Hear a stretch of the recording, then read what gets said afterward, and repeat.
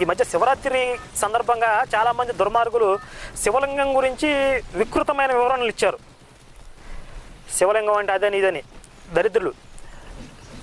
శివలింగం యొక్క ఆవిర్భావం ఎక్కడ జరిగింది, శివలింగం అంటే ఏమిటి అనే వివరాలు ఎక్కడ తెలుస్తాయి మనకి? శివపురాణంలో కానీ లింగ పురాణంలో కానీ చూడాలి.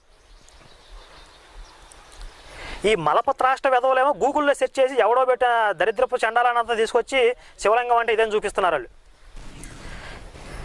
ఇప్పుడు యేసు గురించి సమాచారం ఎక్కడ ఉంటుంది? బైబిల్లో ఉంటుంది. ఉదాహరణకి యేసు పరిశుద్ధాత్మ వల్ల మేరీకి పుట్టిన సంతానం, మేరీకి పుట్టాడని చెప్పి బైబిల్లో ఉంది. అలా కాకుండా యేసు గురించి గూగుల్లో సెర్చ్ చేస్తే లేదా బయట ఉన్న సమాచారాన్ని తీసుకుంటే యేసు పాంథెరస్ అనే రోమన్ సైనికుడికి మేరీకి పుట్టిన అక్రమ సంతానం అని చెప్పి సమాచారం ఉంది. ఈ ప్రాంతరస్ అనే సైనికుడి యొక్క